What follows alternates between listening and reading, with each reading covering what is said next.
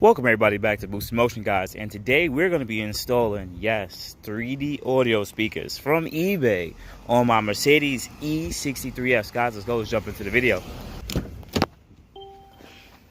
Welcome everybody back to the channel. First thing, let's do that quick startup.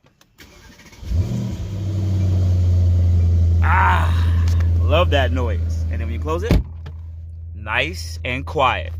Also, what I want to say on video is I'm going to put a link below to the eBay seller if you want to go and install the purchase these and follow my video on how to install these on your Mercedes vehicle. You're going to essentially need three things. You're going to need a Torx head, a T25 Torx head. You're going to need you can use a plastic pry, or you can use your hand as a way of doing it with your hand so you don't have to break any clips because a lot of stuff is fragile. And then you're going to need, of course, the speakers that are going to go into here. I love seeing all this whole lights and stuff turn on. I love it. Turn that down. Boom. All right. Turn the car off. Got to open the door to make sure electricity turn off. Now to remove those two bolts, there's only two. There's going to be one right here in this hole, one right here, and there's going to be another hole bottom all the way here. You won't be able to see it, but you're just going to have to stick your tool right up in there, and then you'll actually find it. It's more to the back.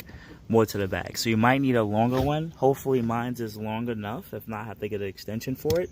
And then you're going to quickly unbolt that stuff. I got the first bolt though, which was really easy, but the second bolt, my driver isn't long enough, and this part is actually bumping into the thing, so it can't really get in there like it's supposed to. So I have one of these. It adds a little bit more extension to it so that this part won't actually bump into the armrest. So I'm gonna give that a shot out. All right, so that's how it's look. It's a little bit longer, and now we can try the best to find where that piece is. So maybe I can put it on this piece on. Good part is your tool is not going to fall inside. It'll just fall right into what you call it. Now because I dropped the piece in there and I can't get it, so I'm going to pry up the window switch. Let's see if I can pry that up, and should be able to get it out. There you go. Let me see if I can recapture it. That says 7/6/2018. Now I got the second one removed. Wasn't too hard. If you feel as if you still can't reach it, get a little spotlight so you can line it up a lot better, okay? Now the next thing we're gonna do, because there's only two bolts, is you're supposed to be able to just pull and rotate on the doors like this, and just do it completely at the top. Well, I'm gonna have to do it off video because, you know.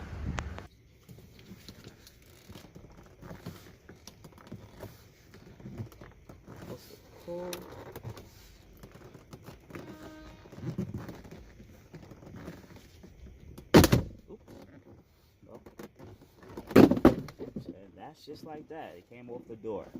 All right. Be careful of the opener. Matter of fact, I don't even need to really take the whole door off. Let me show you guys. So you have the mechanism over here for the speaker, and you have the window switch, and you have this switch. So you don't really want to bend that too much. So you don't really have to untie too much here. If you can, just try to prop it up, because you just need to access mainly here. So that's what I'm gonna quickly do. Now that the speaker's out, there should be a cover on this one. Should be able to pull it out. Okay, I think the cover is coming off your unit. And make sure that you have the right unit that can actually fit this area. It is super hot today, Jesus. All right. Let's see if it says left or right side. It doesn't tell me if this is the left or right side, but it's supposed to go down. So, looking at the clips, I think it's supposed to clip in there like this, but I'm gonna take a better look. All right, so I quickly am just test fitting it to see if it's the right fitment. It does feel a little awkward when it goes in, but once it's in, like, Yeah, it's supposed to actually fit in like that, and this part unclips under there. Now there are a couple of connections that you're gonna have to use here off of it. So like some of these parts are already connected, like this blue part has to go within there, and other parts. So let me just quickly do that. All right, so I already did it, but you're gonna have to unclip number 6, right? Clip that in because they're gonna give you a blue harness. You clip that in, and then you take the original plug that was in 6 and you plug it into the harness that goes towards your actual tweeter here. Now there's gonna be a white wire. You're gonna want to clip that into the harness, which is already done, which is already linked up and everything right here. Now they're gonna give you a black box. Clip that black box into the next line that's on the harness, and the only thing left is the audio, which you're gonna have to unclip from the tweeter right here. There's gonna be a little flap right here. You clip that and you pull it out. Can't do it on video, but I'm gonna do it. I'm gonna show you guys how it turns out. All right, so now everything is mounted and it's plugged in. You can now zip tie some of the lines if you want, so nothing can bounce around in the door, and then you replace the door in reverse order. Now, do one door at a time and turn the car on and make sure this is working, because you would hate to do all doors and this is not working at all right? So let me quickly put everything together and start the car and see what happens. All right, the door is back on. That looks so much more nicer. Turn on the car. It's working and it's coming out, look. Ooh. Now, I don't know if it has the same light because it is daytime. My ambient light is on, but it looks like it may be the same ambient light, but I really wouldn't know till nighttime. So I know I have 2 different colors set up, like you can see the blue here, and I know it might be lighter up here because I know I have it separated between the 2. But nonetheless, we got that actually set up and we got it in. Let's turn the car off. Open the door, and oh no, switch. Lord, let's open the door, and it closes back. That is so freaking cool. Ooh wee! So let's do. I'm gonna quickly do the next side. It's gonna be the same like this. If I run into any issues, I'll let you guys know. But the next part is I'm gonna show you guys how it looks like when you fully start the car on in the day, and then at night, and give a quick quality check. All right. And just like that, our final product is in. So let me just quickly turn on the car. And it's rotating out. And that's it. Let's check the quality of it. I already took a look and listened to it, so it's pretty much fine. But let me just play my own video and argue if these reliable. All right, press play. Welcome everybody back to Boost in Motion, guys, and today I have to have a conversation with y'all. It is 2023 and we are now in August, and one of the top questions that I still get asked at Boost in Motion on IG, top question is, Boost, should I purchase a Q50? All right, and when you turn the car off, you have to open the doors and they shut. And that is all. All right, guys, so with the ambient light, I have the one that shifts, so I'm not too positive if it works directly with the light that showed right here. But close it, turn it on. All right, now the full lights are on and it's coming out, and it's still like a whitish purplish.